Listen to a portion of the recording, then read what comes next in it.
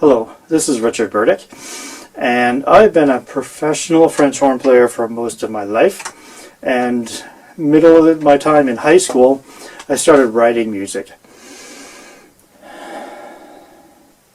I found that being in the mid-70s, following up with the avant-garde ideas of the 1960s, maybe late 50s, but really consider the 1960s in music composition, where things got very free, experimental, improvisatory.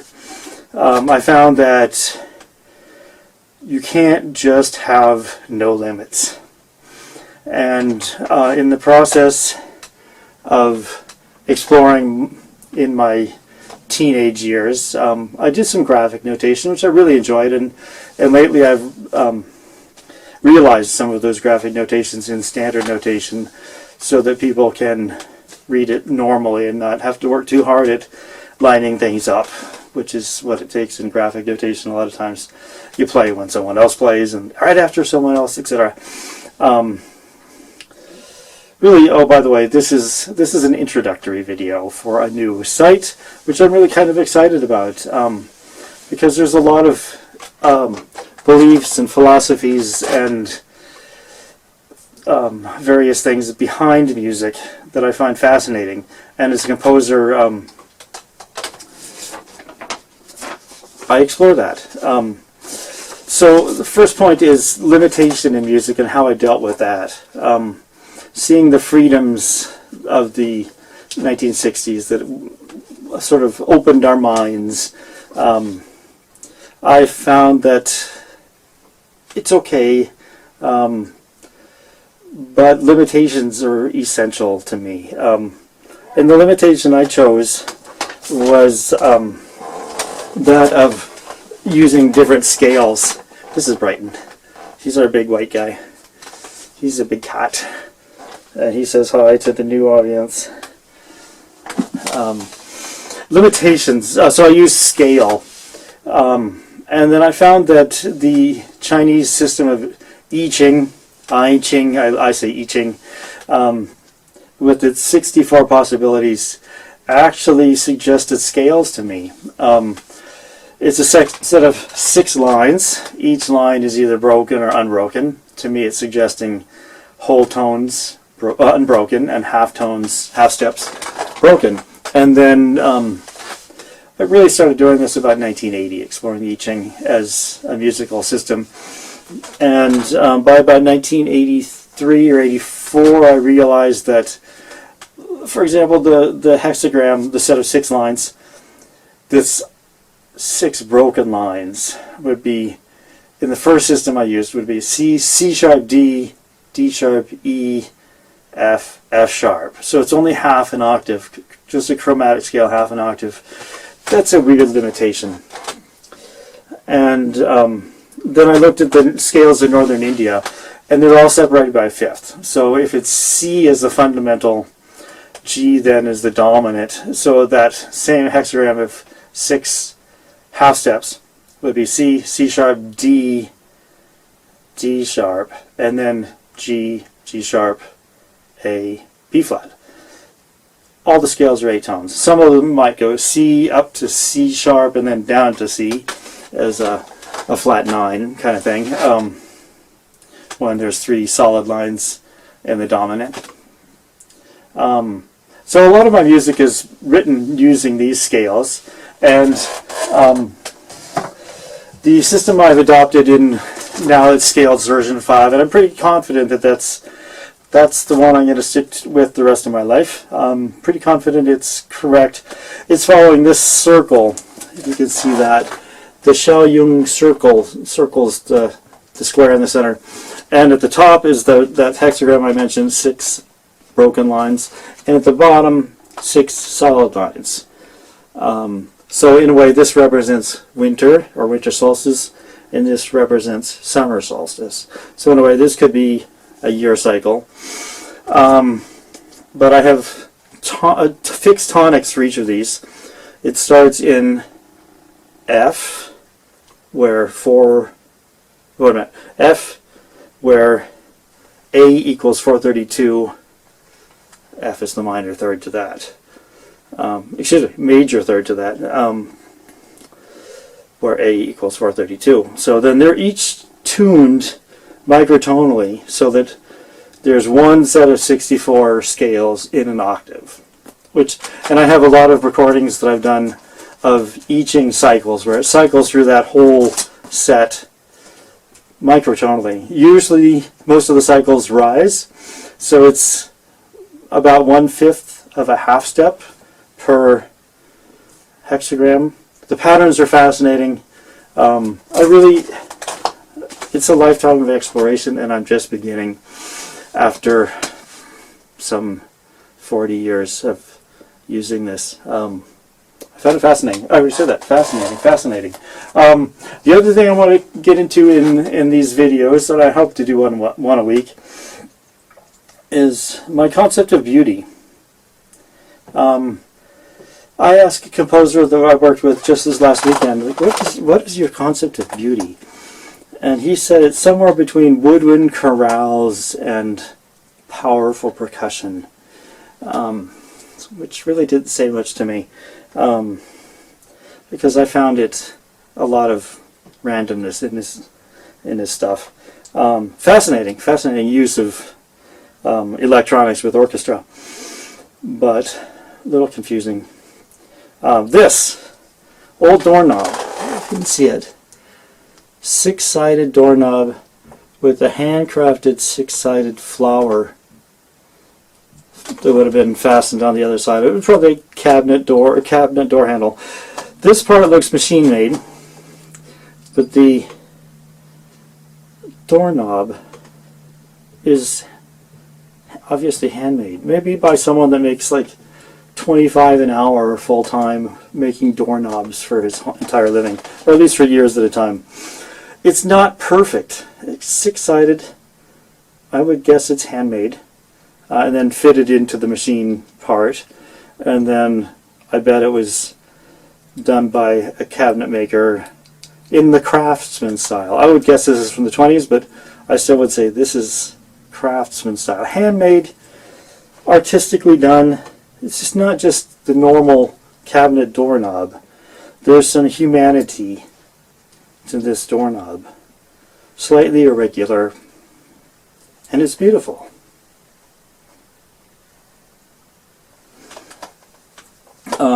So that's my first video. I think this is a good point to leave it. A quick introduction to I Ching in music. The start of a discussion about beauty. Oh, and I did want to go through this. I prepared this. All my CDs are online. My website is i-ching-music.com. You could probably find it by going Itching Music and run that on, because I think I have subdomains. You can find Burdick, Horn, music probably in the Google search if you do that, or DuckDuckGo search. But since COVID hit, I have released, not all of them recorded during the COVID time since March of 2020, but I am slow at releasing sometimes.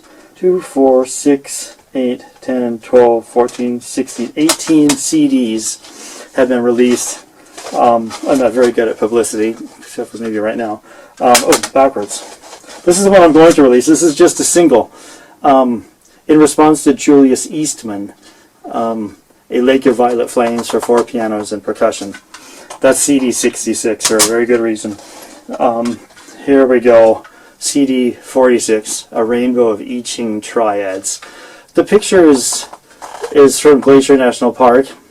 We took a hike and ended up hiking in the rain. And the rainbow came out. So that's that one. I have it here. CD 47, I Ching Rhythms Opus 209 for 4 horns. That's an I Ching cycle. CD 48, Giovanni Gastoldi. Very late Renaissance, early Baroque kind of stuff. Really nice music. With the picture of a building in Seattle that I took. This is arranged for horn choir, duets and motets. CD 49, brass music. I spent a lot of time with this last summer of 2020, when I was kind of locked down. I recorded all the brass music that I've written for brass quintet, brass sextet. There's a couple of really nice pieces on CD 49. CD 50 is the continuation of that. I titled it The Art of Me, The Art of Richard O. Burdick, because my first record I was ever given was The Art of Dennis Brain. And I thought that's kind of nice. And the subtitle more Burdick's Brass. Microtonal etching cycle, so that's just playing on the microtonal aspect of the cycle that I use. It takes a long time to tune all those. CD 52, found these two. I have a CD titled Found, I forget the number, which is stuff I found on the web. There's a free site of domain-free music. No, that's not right. Copyright free. It's older than the copyright. So I found these two, more of the same. Early music, well, 19th century music mostly, plus something of mine. This one features my music, my French horn quartets. I love French horn quartets. 4 horns from low to high. It's an incredible range, this instrument that I play has. John Harbison, famous American composer. I might disagree with the reasons he got a Genius Grant, but that's pretty nice of a composer to get a $400,000 Genius Grant as a young composer. Very helpful for one's career. CD 54, the 270s. This refers to the opus numbers. My opus 242 that was commissioned by the Saskatchewan Arts Board, the Mind set for 9 players, was written in a way that each of the 4 movements could be split into parts. And it was a standard or strict form where it started with all 9 players, and then it went to, I think it was 8, and I forget who's missing. And then part 4, I remember, is a cello clarinet duet, and then there's a horn and 3 cellos, the quartet, and then there's clarinet, horn, 3 cellos, a quintet. So the individual sections of each movement then I extracted, because I used the same ensemble, and made separate pieces, plugging them in a different way. So that one work actually created 10 compositions. So this is the chamber versions of the Mind set opus 242. And it's great. It's just some really touching, wonderful music. It has the big clarinet solo movement and some overlapping tonalities, but overall very uplifting. But after the brass quintet stuff I did midsummer or summer 2020, I started working on duets. CD 55, Burdick's duets. I wrote a bunch of new ones. I really like, I think it's opus 289, horn and viola. There are duets with French horn and another instrument like oboe horn, clarinet horn, which is very popular. I tried to do all the instruments. I forget if I have tuba and horn. I guess I do. Didn't do saxophones. That's yet to come. I'm starting to explore saxophone. CD 55, Burdick's duets. I like this. CD 56, I don't recommend it. I priced it really high on Bandcamp because you can hear enough by just hearing the sample. Particles is the sequel to CD 28. CD 56 and 28, that relationship, 2 times. Waves of CD 28. This is in Scales version 4, where each tone was micro-tuned, and it was so much work and so weird that I moved on from that fairly quickly. Where you take the cycle, the circle, and if the tonic is here, then you go to count 4 over, that's the next note, or if it's whole step 9 over, or 8 over, depending on how you count it. So then the tuning of that became the tuning of the scale tone, and it became ridiculously hard to create anything because of everything had to be tuned. Okay, 57. Piano music, waves, relentless, and other piano music. These are more I Ching cycles. I have plenty more to explore. CD 58, my I Ching music publishing. There's a few major works that I publish. So CD 58 is bringing news out, hopefully more into the public view. Music we publish. CD 59.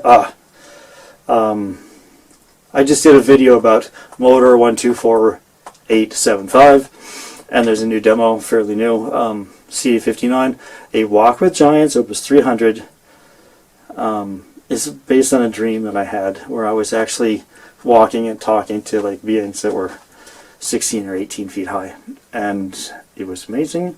And so this is another I Ching cycle, and it's like 64 little subjects that I talked with the giants about, and conversationally very interesting. And then other things, 4 minutes and 33 seconds to the moon, just goofing around with tape sounds, sliding around, expanding them. I find it very interesting. There's so much to do. C60, more American horn music. I have a few CDs of American horn music. This one has my own, John Grass, Ulysses K, who I hate to say the color of his skin, William Presser, and Alec Wilder. So that's traditionally and nice stuff. And CD 61, Vortex Breathing, based on something Esther Hicks said about the way to focus and relax. Breathing in 3 long beats and breathing out 5. That's what that's all about. And then I Ching chants. It's kind of weird. My wife hated it. I don't mind because it's really weird. And then CD 62, the mindset complete in the 4 movements and not the subdivisions of the little movements.